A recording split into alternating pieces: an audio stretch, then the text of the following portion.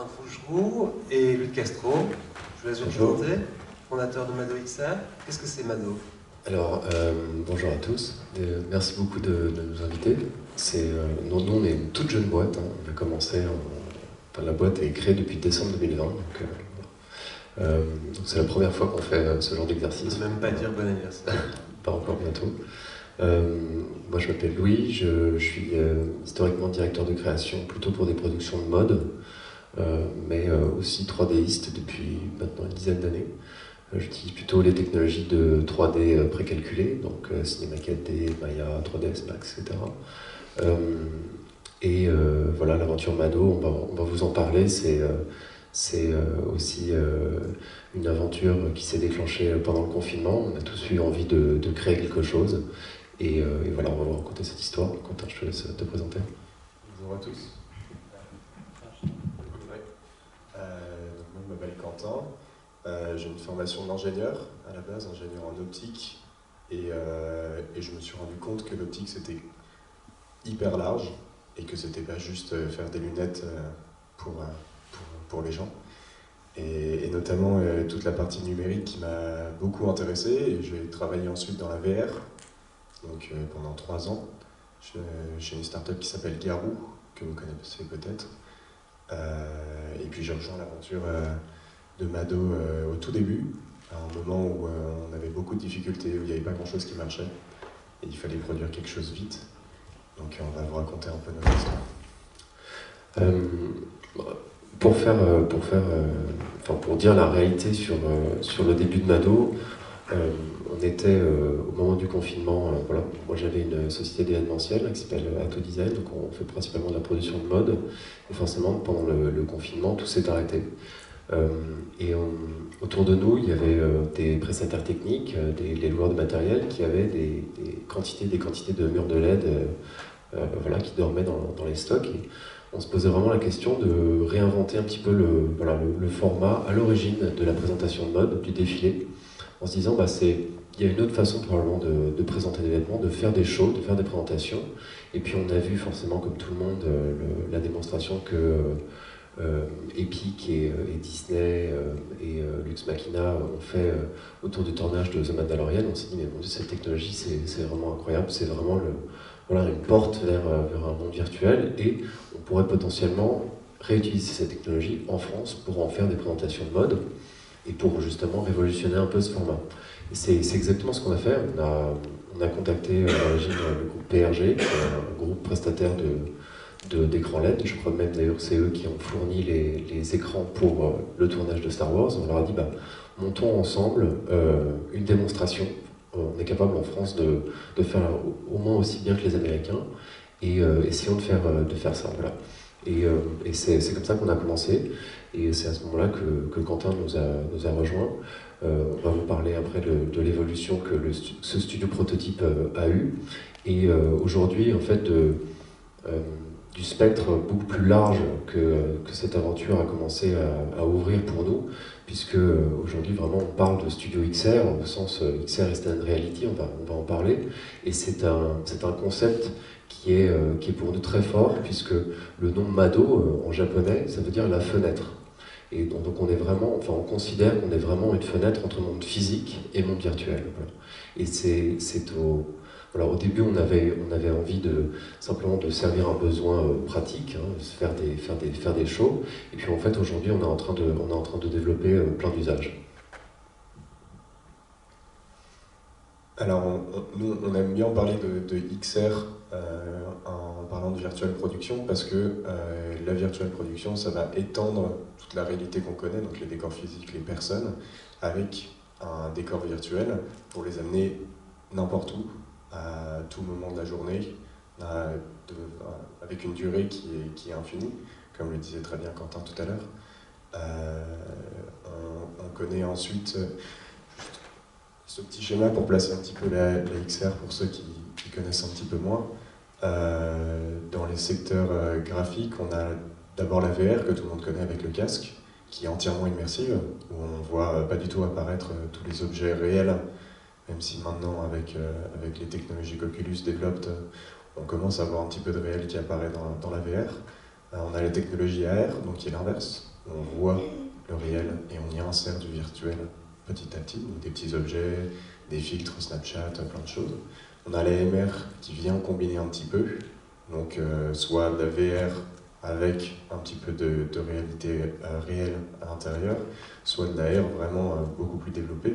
Et tout ça, c'est englobé dans la XR, et justement ça illustre complètement ce qu'on fait nous chez Mado, qui est à la fois d'avoir un environnement immersif total, donc comme on peut en avoir en VR, y insérer une personne réelle, et avoir en plus, après récupération de cette image par la caméra, des objets traqués qu'on va pouvoir insérer, ramener devant les personnages qu'on filme, et ainsi récupérer une immersion qui est totale.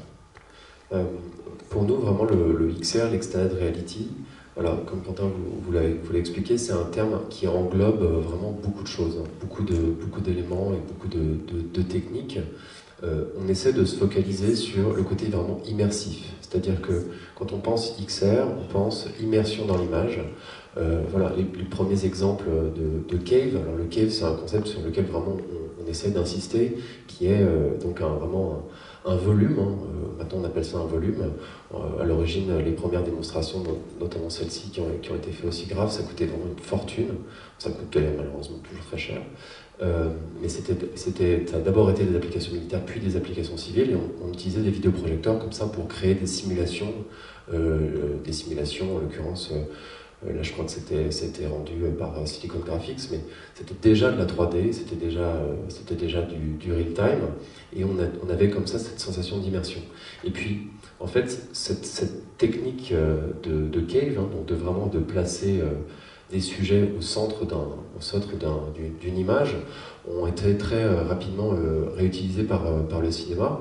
Un des projets qui, en tout cas pour nous, dans le développement des studios XR, de ce qu'on fait aujourd'hui, a été clé et un point marquant, c'est le projet Oblivion.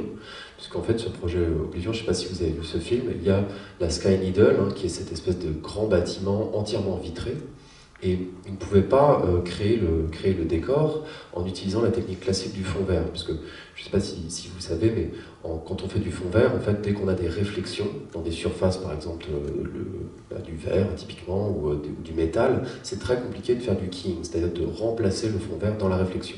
Et ce que Lux Machina a fait, c'est qu'ils ont créé autour de ce décor, évidemment c'est à Hollywood, ils ont des moyens considérables, mais ils ont créé un énorme écran de projection comme ça. Ils sont allés à Hawaï avec, je crois, 3 caméras 12K, enfin une résolution de dingue, et ils ont filmé en haut du volcan ces nuages, voilà. Et ils ont projeté tout autour du décor, hein, de ce vrai décor, le ciel. Voilà, et donc c'est la première, en tout cas pour nous, on peut en débattre bien sûr, c'est le premier cas d'utilisation de XR dans un contexte de film. Voilà. Et notamment, moi j'avais suivi j'avais vu le behind the scene à l'époque, je me suis dit c'est absolument dingue. Et fast forward 2018, Mandalorian, et l'utilisation non seulement, alors là on n'est plus sur des écrans de projection, on est sur des écrans LED, et on utilise en plus un moteur de 3D real-time, de 3D temps réel, qui s'appelle Unreal Engine, pour créer ces décors tout autour du set, quoi. Et évidemment là il y a l'exemple parfait de ce que l'extended reality, de ce que le XR, c'est-à-dire une réalité étendue, où en fait on n'est plus limité par la physicalité même du set, mais où les écrans deviennent vraiment une fenêtre sur le virtuel. Alors on va peut-être essayer d'expliquer simplement comment fonctionne techniquement ce setup, comment ça marche. Quentin, je te laisse cette tâche difficile. On va faire assez rapidement. Désolé, notre schéma est très moche. Mais l'idée, c'est de se dire que les volumes LED que vous avez vus juste avant sont avec des résolutions qui sont immenses et des surfaces qui sont immenses. Et aujourd'hui, il n'y a aucun ordinateur qui est capable de générer un 16K pour alimenter tout ça. Donc on est obligé de séparer ce rendu sur plusieurs machines. Heureusement, Unreal Engine a développé énormément de choses qui nous ont aidés dans ce processus, et on leur remercie.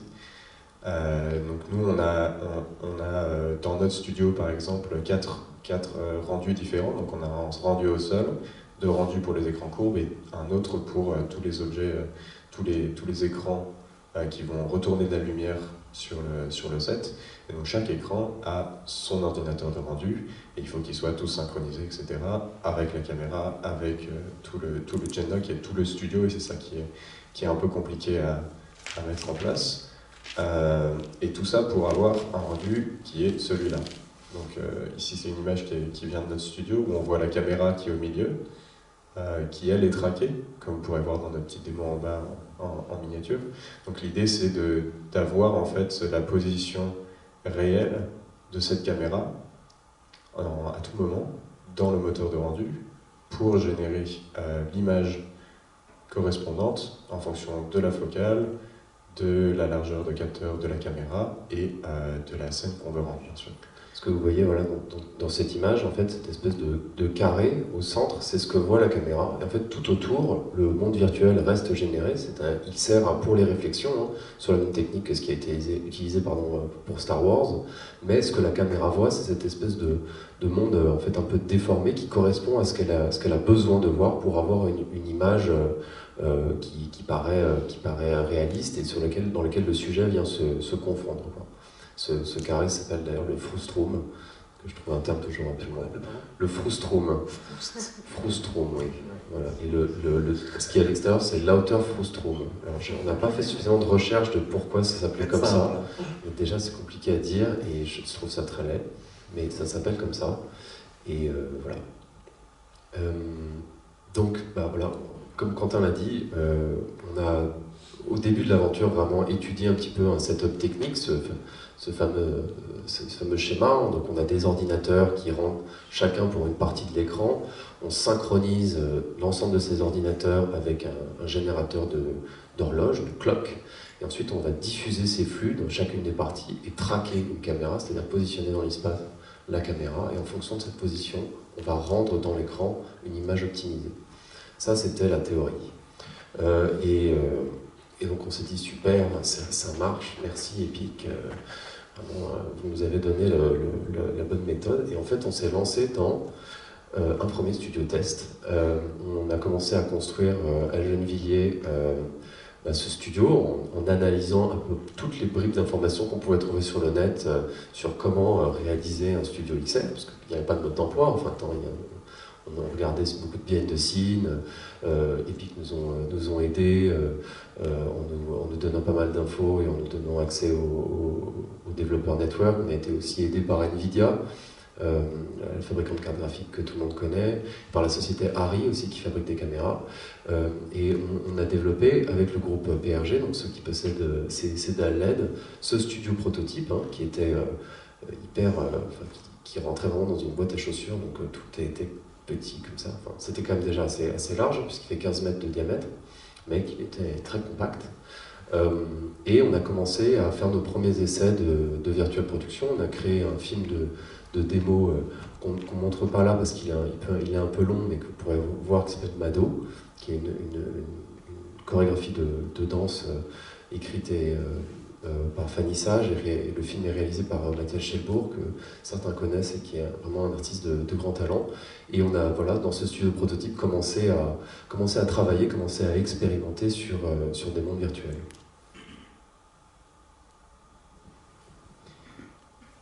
Dans toute cette expérimentation, au-delà des challenges techniques que l'on avait de synchronisation, d'écran, de résolution, etc., le vrai challenge, surtout pour nous, c'est d'avoir une image qui est intéressante, bluffante, où quand on regarde une vidéo, on se dit pas ça a été tourné sur un studio XR. Comme on peut apercevoir de temps en temps avec les fonds verts, où c'est mal détouré, où on voit encore un peu de vert dans les cheveux, enfin voilà, toutes ces choses qu'on connaît et qu'on peut remarquer. Donc on a dans un premier temps poussé énormément le réalisme des scènes, comme vous pouvez le voir sur celle-là. C'est une forêt qui a été réalisée par un artiste canadien très connu. Le but étant de se dire que si la scène est réaliste, le personnage qu'on va pouvoir filmer dedans va bien s'intégrer. On s'est vite rendu compte que ce n'était pas suffisant, qu'il fallait un vrai travail de lumière sur la personne en elle-même pour coller avec la lumière de la scène.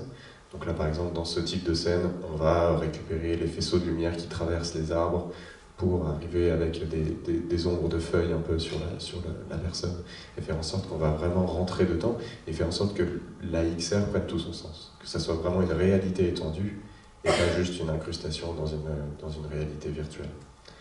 Un petit exemple assez marrant pour montrer que là en fait notre ami Jean est en train de passer le balai sur du sable virtuel. On est vraiment dans une configuration où là on a ouvert une porte sur... Il n'y a pas de saut métier. Non. Et heureusement qu'il le fait parce qu'il y en a beaucoup de ce sable. Mais on voit, c'est une petite image juste marrante, mais on voit vraiment que quand le rendu est réaliste et quand le contenu fonctionne, on a vraiment l'impression de se retrouver comme ça dans un univers complètement autre, quoi. Et c'est la base de ce qu'on a voulu faire, et puis des expérimentations qu'on a réalisées pendant plusieurs mois, jusqu'en janvier, où là on s'est installé de façon plus définitive à Épinay-sur-Seine, dans un studio qui avait des dimensions et surtout une configuration beaucoup plus professionnelle et capable d'accueillir des productions. Et on a commencé en fait à commercialiser une offre de service et à proposer cette fenêtre qui s'ouvre sur le virtuel, avec un certain nombre de gens qui nous ont fait confiance pour utiliser cette technologie et développer des univers virtuels pour eux, dans lesquels on a pu effectuer des tournages de tout type, que ce soit des opérations corporate, des films de mode. Vous allez voir certains behind the scenes, où à chaque fois notre travail consistait à réaliser des images 3D, c'est-à-dire en interne et avec des artistes, nous construisions ces univers virtuels, ces métaverses, dans lesquels étaient ensuite projeter les participants au tournage. Donc là, en l'occurrence, on est sur une magnifique plage dans un coucher de soleil. Ça a été dit par Quentin précédemment. La beauté avec le XR, la production virtuelle, c'est que si vous voulez shooter dans ces conditions de lumière pendant 8 heures, il n'y a absolument aucun problème. Vous avez un contrôle parfait de la lumière. Et puis, si ensuite vous voulez aller je sais pas, en Californie, boum, vous vous retrouvez là sur une route sur la PCH, et évidemment tout ça avec un contrôle absolu. On a commencé donc à développer une offre, et puis on s'est rendu compte très rapidement qu'en fait les meilleurs tournages, et c'est la prochaine vidéo qui va arriver, sont ceux qui mêlent décors réels, techniques de cinéma classique, et décors virtuels. Et on a eu l'occasion de travailler avec un certain nombre de productions qui ont justement inséré des éléments de décor réels pour créer justement une image qui était tout à fait réaliste. C'est la prochaine vidéo. Ça, c'est un tournage qui a été réalisé pour Chopard.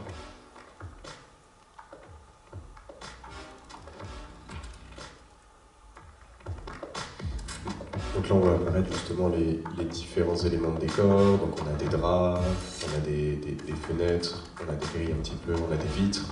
Tous ces éléments qui, de 1, sont très difficiles à utiliser en fond vert.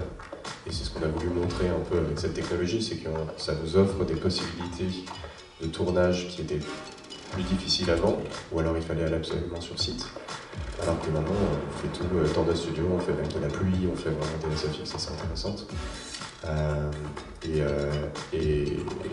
donc c'est vraiment, comme le disait Louis, ce lien au réel, le décor que l'on voit, qui soit se prolonge dans le décor virtuel, soit on retrouve les mêmes éléments physiques dans le décor virtuel, plus loin, différents, mais toujours avec cette connexion avec le réel qui fait que en fait, le sujet est complètement immergé dans l'image, que notre cerveau est trompé. Donc on peut se considérer un petit peu comme des illusionnistes de la vidéo, au même titre que tous ces artistes de VFX hollywoodiens. C'est exactement ça, en fait, le XR, la production virtuelle, c'est une illusion d'optique. C'est ce que la caméra voit, elle filme en fait une image qui est rendue par un moteur 3D en l'occurrence, mais c'est en fait une illusion d'optique. Et l'idée de venir rajouter des éléments de décor, et vous allez également voir un autre behind the scene ensuite, c'est de venir tromper l'œil et de se dire, en fait, ce que je vois, c'est un espèce une réalité mixée, où on a à la fois un élément virtuel et un élément réel, pour évidemment donner une illusion qui est intéressante. Alors, on a fait donc beaucoup d'expérimentations pendant cette année, avec plein de projets différents, et on a pensé que c'était intéressant de vous montrer le prochain, où là on a travaillé avec une caméra film. Vous savez qu'aujourd'hui quasiment tout se shoot en digital, c'est-à-dire qu'on va avoir des caméras numériques, et on est tombé sur une équipe de dingues, où les mecs nous ont dit, en fait, vous êtes bien mignons, mais on voudrait casser le grain digital, et donc on va travailler avec du film. Donc ils sont venus avec une caméra 35 mm, et on a tourné ce clip pour le groupe Paulette Pan, et le résultat était bluffant. Et je vous invite d'ailleurs à aller voir le clip qui s'appelle Tunnel. Cet exemple est là pourquoi ? Pour illustrer que le XR est aussi le XR et la production virtuelle sont un bon moyen de combiner techniques anciennes et techniques nouvelles. Voilà. Décor, lumière, potentiellement caméra film, pour obtenir un résultat qui est vraiment intéressant.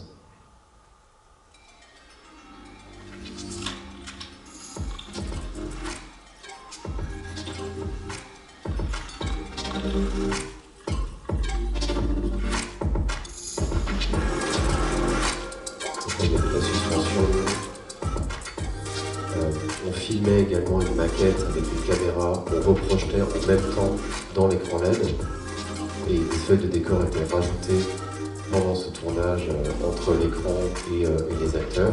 Ça a été vraiment une expérimentation tout à fait intéressante, et c'est aussi le principe d'un studio XR, c'est d'être en fait une espèce de boîte à outils où toutes les techniques peuvent se mixer dans le but d'obtenir un résultat qui est ce que la caméra voit.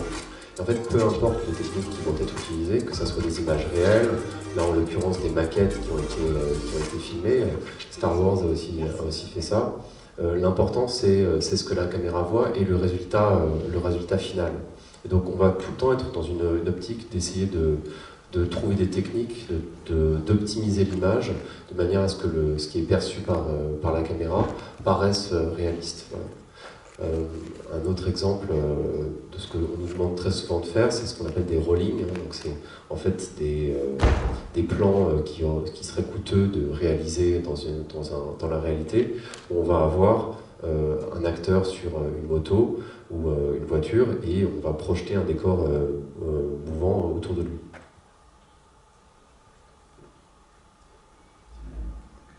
Et juste avant, du coup, pour faire un lien avec le Metaverse, qui est un peu le sujet du jour, et cette photo l'illustre parfaitement, nous, ce qu'on aime bien dans le Metaverse, c'est de trouver un monde en fait qui est pas disponible sur Terre, qui est pas disponible en réel, mais qui peut être disponible en virtuel ou de façon presque réelle aussi.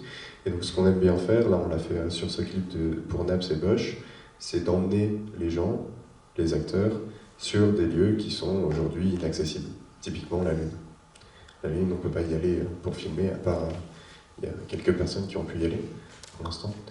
Mais on aime bien du coup emmener les gens vers des mondes différents, qui créent leur metaverse à eux, sur ces planètes, sur des environnements qui peuvent en plus avoir aucun sens. Hein.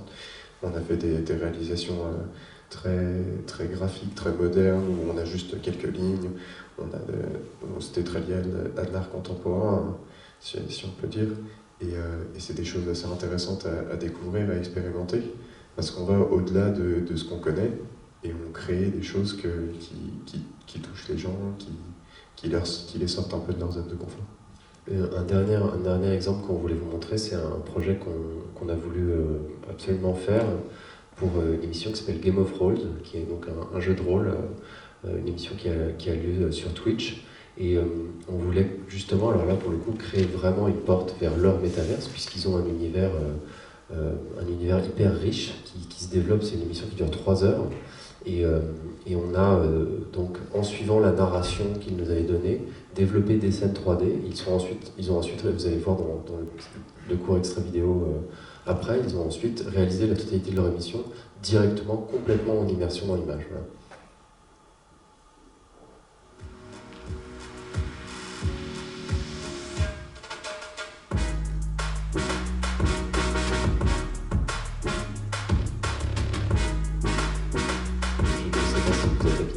Des jeux de rôle, mais l'idée c'est de vraiment se raconter une histoire et avec des jets de dés, de faire évoluer les personnages à travers cette histoire.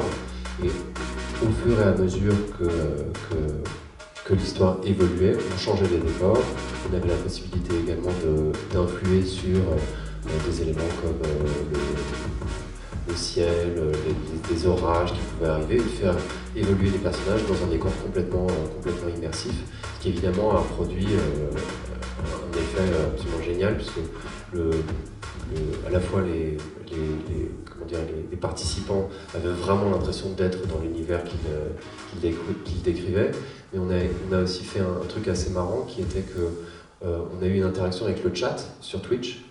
Et le chat nous a dit à un moment, voilà, on a fait un genre de poll, donc de sondage, en disant est-ce que vous voulez que là le personnage aille dans le temple, est-ce que vous voulez qu'il aille, je crois qu'il pleut, ou, enfin, on avait différents choix. Et pendant 1 heure de l'émission, c'est le chat qui a dirigé où l'aventure allait se diriger. Voilà. Et ça a été une expérience passionnante. Voilà. Sacré joujou. Sacré joujou en effet. Est-ce que vous avez des questions pour Louis et Quentin? Merci pour la présentation. J'avais 2 micro-questions. La première, c'est sur le financement. Quand vous êtes lancé sur le financement, vous disiez que c'était des équipements qui coûtaient assez cher. Comment vous êtes financé sur les équipements que vous avez pu me donner? La deuxième, alors j'ai peut-être pas compris vraiment sur la technologie, mais comment vous pouvez arriver à faire des effets sur le sol, notamment si c'est des écrans projetés? C'est l'effet d'optique, c'est ça, avec la contre-plongée? Exactement. En fait, sur le sol, il y a un écran. Donc, en fait, le curve, cette surface courbe, vient se coller quasiment. On ne peut pas passer une feuille de papier au sol. Et le trucage optique fonctionne à la fois sur le curve et sur le sol. Et pour répondre à ta question sur le financement, Mado s'est construit avec très peu de fonds. On a été aidé par quasiment tout le monde. On a un peu financé la location des écrans auprès de PRG, mais Mado ne possède pas des dalles LED. Ce qu'on possède, c'est les serveurs et voilà, le savoir-faire. Et on a été aidé par Epic, qu'on remercie énormément, et également par Nvidia et par Harry. Et c'est grâce au soutien de ces boîtes qu'on a pu avoir les cartes graphiques, qu'on a pu avoir les caméras, qu'on a pu monter cette démo et commencer notre activité. Et on n'avait pas de fonds, très peu à la base. En effet, il faut savoir qu'un studio XR, ça coûte beaucoup d'argent. Et de notre point de vue, étant une petite structure en démarrage, c'était trop risqué de faire cet investissement. Voilà. Donc on a choisi plutôt de se focaliser sur la partie matière grise et tech.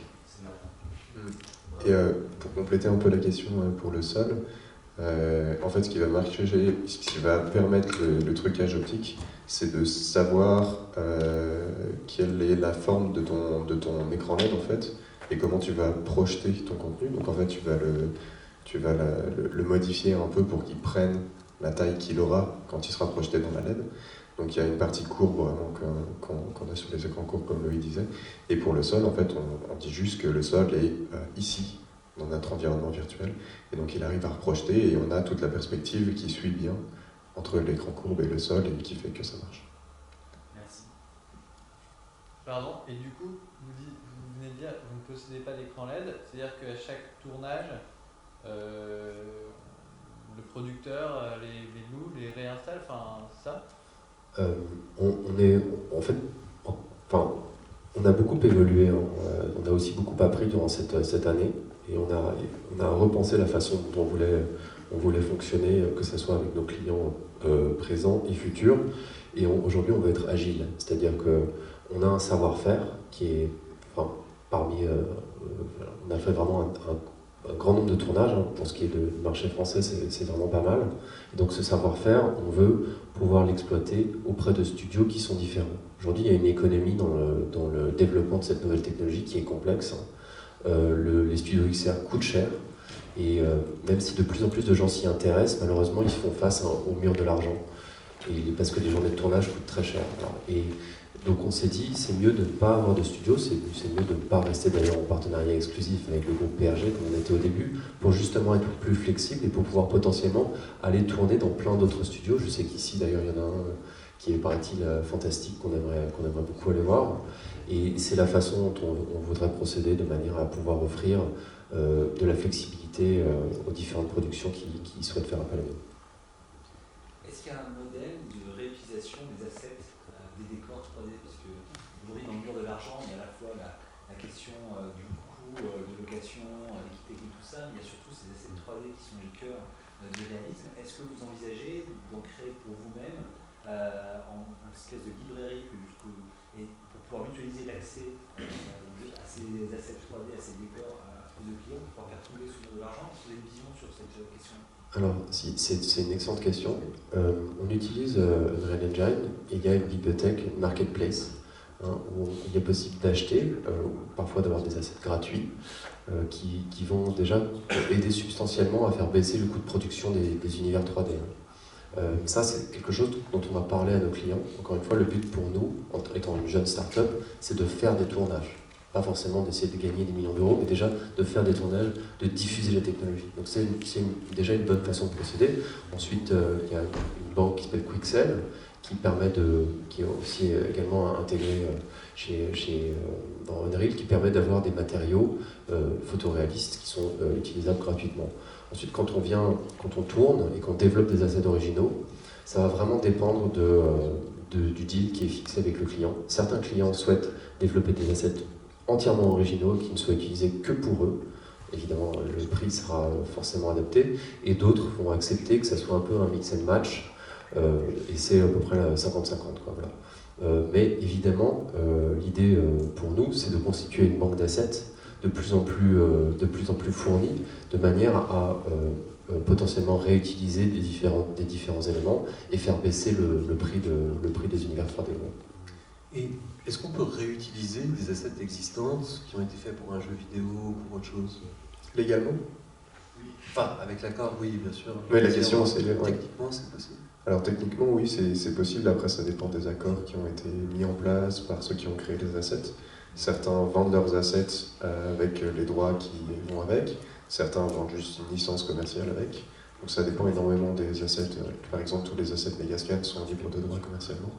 On a certains artistes qui vendent leurs scènes de façon exclusive, d'autres de façon non exclusive. Je pense plutôt à des artistes qui ont créé, par exemple, des expériences dans des métaverses ou des live simulations comme vous avez vu hier. Est-ce que ça, on peut envisager de le réutiliser tel quel, à partir des mêmes assets dans Unreal, et puis d'en faire une production virtuelle? Non. Pardon. Oui, ça, il n'y a aucune raison là-dessus. Et puis c'est ce que soulignait Quentin d'Epic tout à l'heure, c'est que la façon dont on intègre les assets dans Unreal, on peut les utiliser après sur n'importe quelle plateforme. Alors nous, on utilise aujourd'hui ça pour la virtual production. Demain, quelqu'un qui est venu shooter chez nous peut se dire très bien que son environnement virtuel va être utilisé pour de la VR, pour une application web, pour plein d'autres choses. C'est ça, je sais que les artistes s'intéressent beaucoup à cette question de faire exister un univers sur des plateformes très diverses et de réaliser une version d'un monde à un moment donné, puis de le faire évoluer dans le temps sur plusieurs années. Parce que les artistes créent des mondes, en fait, ils ont toujours fait ça. Et je trouvais intéressant d'avoir la possibilité pour eux d'avoir une occurrence, une forme de leur monde qui soit aussi présente sur ce type de technologie. À mon sens, je ne sais pas si ça a été fait, je ne crois pas que ça a été fait encore. En tout cas, il y a des projets pour utiliser la production virtuelle, de manière générale les volumes, les écrans LED, pour créer des expériences artistiques. Malheureusement, c'est quelque chose qu'on n'a pas encore eu l'occasion de faire. On a travaillé sur un certain nombre de projets, notamment des projets d'art contemporain, qui voulaient utiliser ces studios, ces volumes pour créer des expériences. En fait, là, ce n'est même plus une caméra, mais c'est un spectateur qui rentre dans un volume et vit, comme s'il ouvrait une porte sur un métaverse, justement un métaverse créé par un artiste, vit une expérience unique.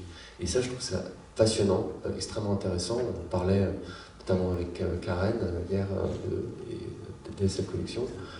Il y a, je pense, un champ de recherche énorme qu'il faut creuser en considérant que ces studios XR, ces volumes de LED sont vraiment voilà, une porte entre physicalité et virtualité. Et je crois qu'on peut dire que c'est le mot de la fin. Merci Quentin, merci Louis. Ah pardon, excusez-moi. Bien sûr. La particularité des studios que vous avez, c'est qu'en fait, ils ont un impact direct sur la mise en scène. Comment ça se passe? D'habitude, on loue un studio et il y a un réalisateur qui vient, quel qu'il soit, et il prend en main le studio. Comment ça se passe dans un studio XR? Est-ce qu'il y a une espèce d'alter ego réalisateur XR? Et quid de la question du coup de la paternité artistique? Est-ce qu'il y a un partage des droits? Est-ce qu'on va avoir demain des droits XR attachés à une œuvre XR? Comment ça marche? Alors c'est une très bonne question, assez deep, et on pourra en parler. C'est une question que qui nous intéresse énormément, puisque la propriété intellectuelle, et notamment pour les assets 3D, pour la création de manière générale, moi j'ai fait un peu de droit dans notre vie, et je trouve ça passionnant. En fait. Aujourd'hui, pour moi, un chef décorateur XR, quelqu'un qui crée un décor virtuel, il a les mêmes droits qu'un chef décorateur, enfin je considère les mêmes droits qu'un chef décorateur réel. C'est pas du tout le cas. Voilà. On considère que quand on fait une facture, voilà, elle est terminée. Et donc, il y a un pan du droit qui est à créer. Ensuite, pour répondre très rapidement à la question sur le workflow, il y a sur le plateau un XR director qui est en fait le pendant du chef décorateur réel. Et la façon dont on va organiser le tournage par rapport à un tournage réel, c'est qu'en XR, en virtual production, on va faire de la pré-production. C'est-à-dire qu'on va organiser un maximum de ressources en amont, de manière à ce qu'au moment du tournage, l'ensemble des intervenants techniques et créatifs se retrouvent sur le plateau et soient capables de prendre des décisions. Et forcément, puisque c'est un usage qui est complètement nouveau et que nous vivons dans un monde qui est assez conservateur en France, il faut qu'on se le dise, c'est compliqué. C'est compliqué et on a du mal. Nous ne venons pas du milieu du cinéma. Voilà, on a eu du mal à faire accepter ces usages. Et c'est aussi pour ça que Mado a plus travaillé dans le jeu vidéo, dans la mode, dans le clip, etc., que dans le cinéma, parce qu'on a encore du mal à faire passer ces usages. Je sais que d'autres boîtes ont eu plus de succès que nous, et on leur souhaite, on leur dit bravo, mais c'est forcément compliqué. On aura un bon exemple aussi de réalisation cet après-midi avec Mado, avec leurs outils, avec leur expertise, puisque l'on a avec nous aujourd'hui Spencer Phipps et son équipe qui ont réalisé un clip il y a quelques temps dans le studio et qui vont parler en fait de ça et d'autres choses, mais en tout cas on aura aussi un peu leur version des choses. Donc ça c'est cet après-midi après 15h. Merci à vous deux. Merci beaucoup.